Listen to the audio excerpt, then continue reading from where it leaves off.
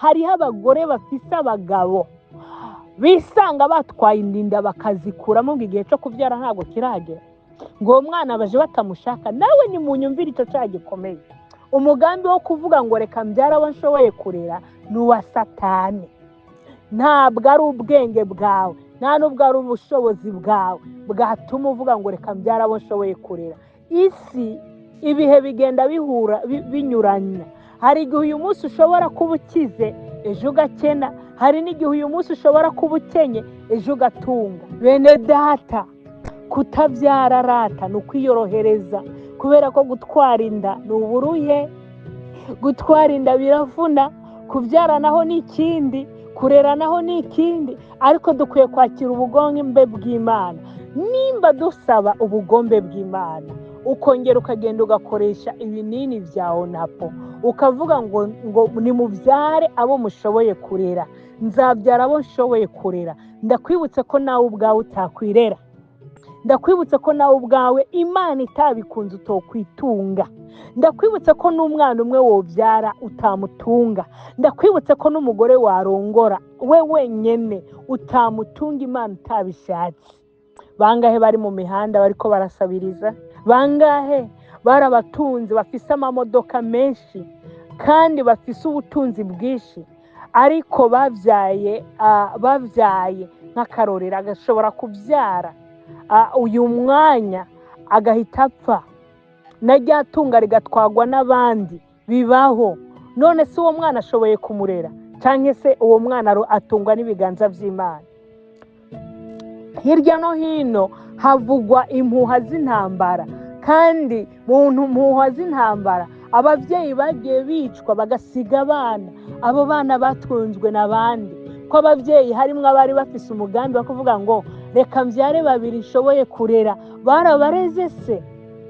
Ko hari igihe umuntu abyara agahita apfa, agasiga agahinja, agasiga akayoya, ako kayoya kakaregwa n'ibindi biganza atari nyina cyangwa se atari na se. Ntabwo washobora kurera umuntu.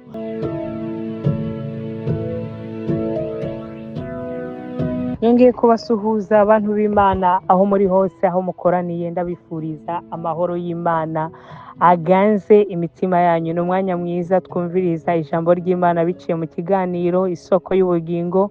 Je ndakibashikiriza, banyita Christine. Ndi n'umunezero ntangire wo kongera kugaruka imbere yanyu kugira ngo dusangire ijambo ry'Imana, icyo Imana yashize ku mutima. Mwese Imana Data ibahe umugisha. Turakomerezaho ikiganiro natangije kivuga ngo ubwenge bw'inzoka nibwo abantu bariko barakoresha muri iyi minsi. Bene data, iyo tuvuze uko nguko ntabwo ari ukugira ngo tubacire imanza cyangwa se umuntu ndamucira urubanza, ariko ni byiza ko wumva icyo Imana iri kiravuga, hanyuma witegure, kuko ijambo ry'Imana riravuga ngo hendaje vuba kugira ngo ngerere umuntu wese ibikwiranye n'ibyo yakoze. Ngo kandi ntawuzi umunsi n'isaha umwami wacu Yesu Kristo azagarukiraho. Bityo rero, kubera ko umuntu atazi umunsi n'isaha, bidutere kwama twiteguye. Reka dusome uyu munsi. Ndagaruka kongera kuganira ikiganiro kivuga ngo, canke teme ivuga ngo ese gukoresha onapo ni icyaha? Gukoresha onapo ni icyaha? Cyangwa se kubyara ku rugero ni icyaha? Gukoresha imiti yo kwa muganga igahagarika urubyaro ni icyaha? Gukoresha kondomu, benshi mu ngo hariho n'abakoresha kondomu, ni icyaha? Reka turabe inyishu iva mu ijambo ry'Imana. Dusome Itanguriro igice cya mbere ku murongo wa 27. Itangiriro igice cya mbere ku murongo wa 27 gushitsa ku murongo wa 28. Nuko Imana irema umuntu mu ishusho yayo, mu ishusho y'Imana niho yamuremye. Irema abantu b'uburyo bubiri.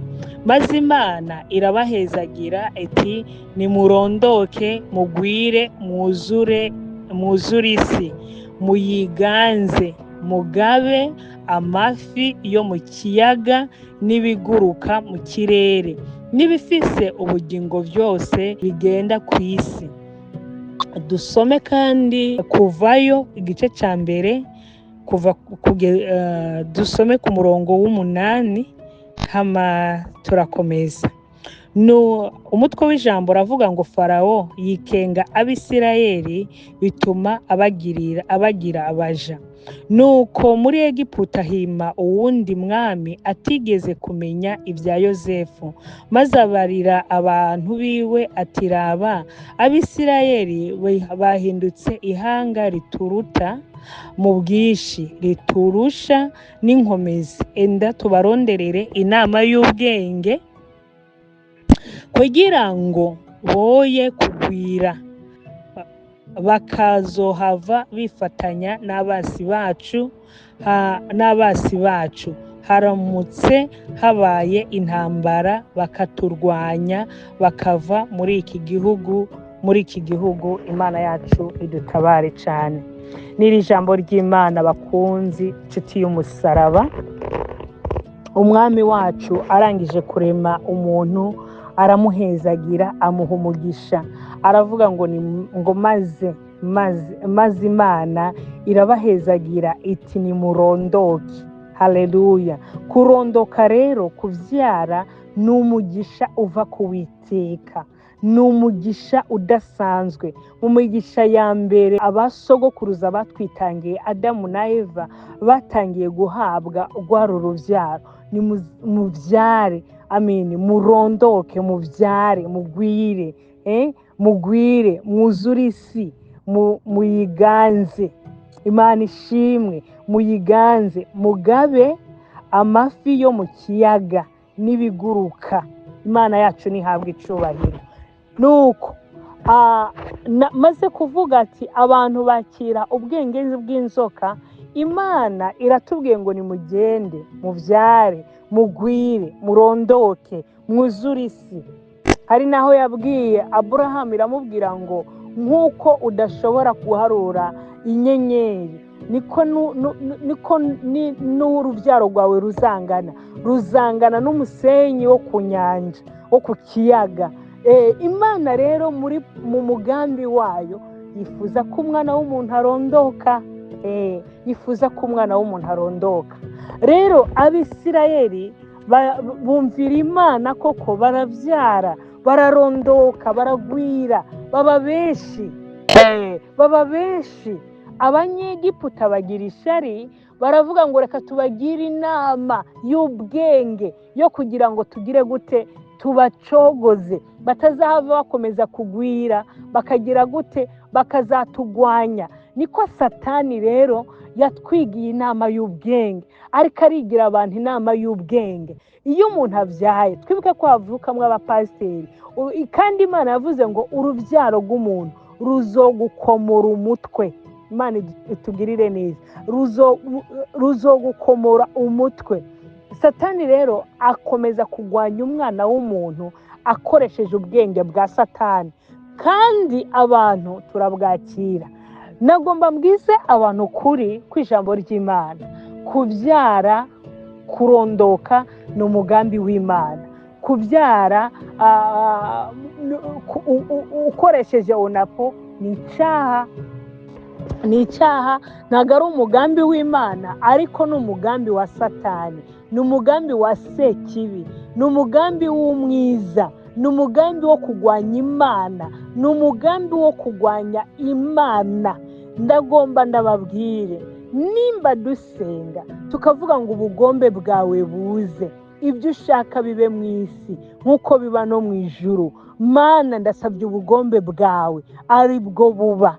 Nimba dusaba ubugombe bw'Imana, ukongera ukagenda ugakoresha ibinini bya onapo, ukavuga ngo nimubyare abo mushoboye kurera, nzabyara abo nshoboye kurera, ndakwibutse ko nawe ubwawe utakwirera.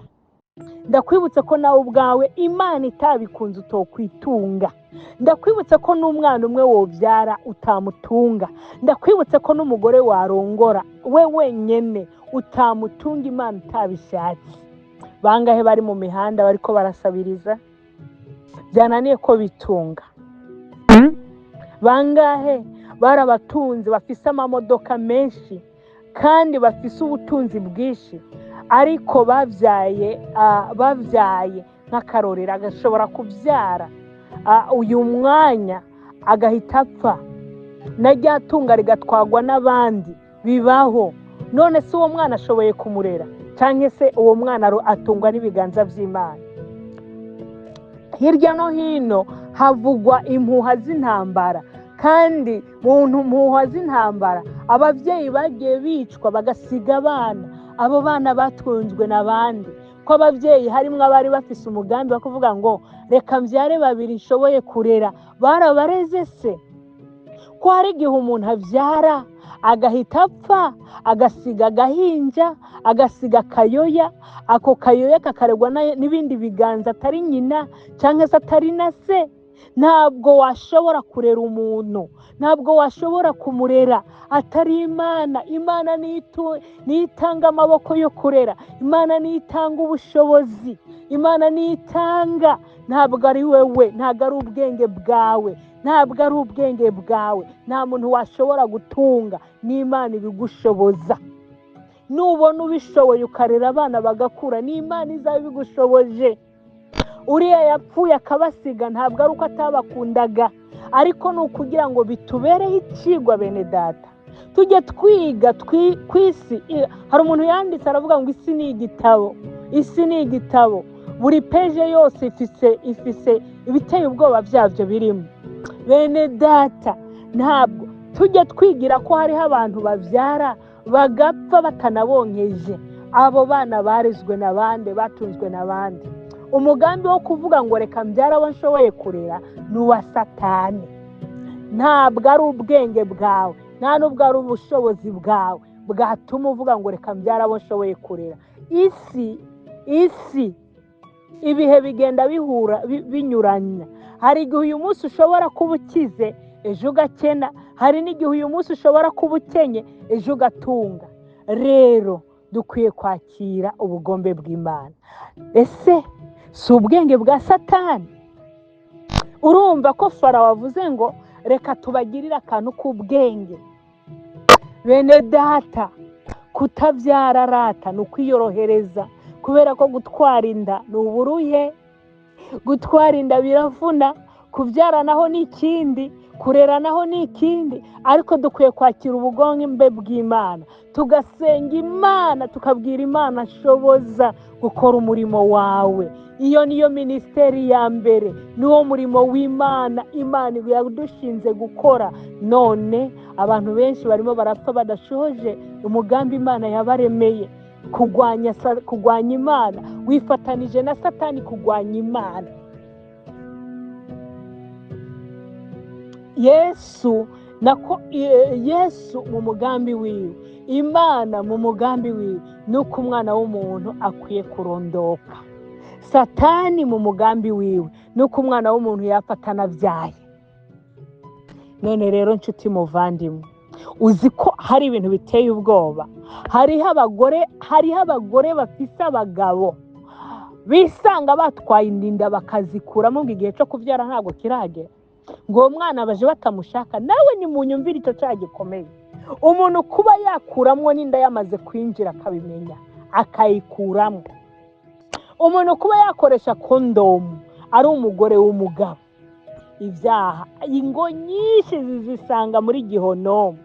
Ndabwiza abantu kuri, hunga uburake bw'Imana, hunga umujinya w'Imana, hunga igihe cyo kutabagwa n'uyu munsi ukiriho utarapfa, igihe cyo gusaba imbabazi n'uyu munsi ukiriho utarapfa. Hunga umujinya w'Imana, hunga. Utazagera imbere y'Imana ikakubwira ngo mva imbere ntabwo ndakuzi, ugatangira kubwira Imana ngo nararirimba abantu bagakizwa, naravugishwa abantu bagakizwa. Imana ikakubwira ngo ntabwo ndakuzi, bivanye nuko ngo bafise ishusho yo kwera, bavuga ko bazi Imana ariko bakabihakanisha imirimo bakora. Mana idutabare, kadusenge Imana.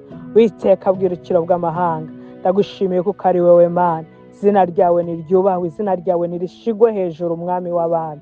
None rero mwami ndagushimiye ko iyi mesaje umpaye kuyishikana imbere y'ubwoko bwawe mu izina rya Yesu Kristo. Bagobotore mu migabo ya Satani, bagobotore mu biganza bya Satani mu izina rya Yesu Kristo. Reka abantu bagendere mu bugombe bwawe, reka abantu bagendere mu bushake bwawe mu izina rya Yesu Kristo. Reka twakire umugisha uva mu mpande zose w'uburyo bwose, umugisha waturemeye Mana, umugisha waduhaye Mwami Yesu Kristo. Yesu, ndasenze Mwami kubw'uyu mugore yari yaratewe n'umwiza, yari yaratewe n'imyuka ya Satani, akifuza kubona ko yabyara ku rugero, ariko ari umugambi wa Satani. Mucunguzi Yesu, Mwami Imana, yo twagusabye tukakubwira ibibazo byacu uratwumva, nk'uko ushoboye kutwumva ukatwishyura, ni nako dushoboye kukubwira ngo Mana, ndakwinginze unyoranirize kubyara, sinkabyare huti, ariko ume kubyara ku rugero, ume kubyara Mwami haheze imyaka ingahe cyangwa haheze umwaka. Mana, urabishoboye kuko ni wowe ubishoboye, mu bushake bwawe, ubugombe bwawe, ntihabe ku bwacu ariko ubugombe bwawe. Mana, reka ubugombe bwawe bube mu buzima bwacu, reka ubugombe bwawe bube mu ngo zacu, reka ubugombe bwawe bube mu mashengero, reka ubugombe bwawe Mana bube ku bagabo bacu, reka ubugombe bwawe bube ku bagore mu izina rya Yesu Kristo. Uhoraho ushoboye byose, nirukanye imigabo ya Satani, nirukanye imigabo y'ikuzimu mu izina rya Yesu Kristo. Abantu nibabohoke kuri uyu mugozi bari baraboshwe, ko ni mu izina ry'uwatuhambiye ku musaraba i Golgotha Yesu Kristo tubisenze twizeye, amen amen.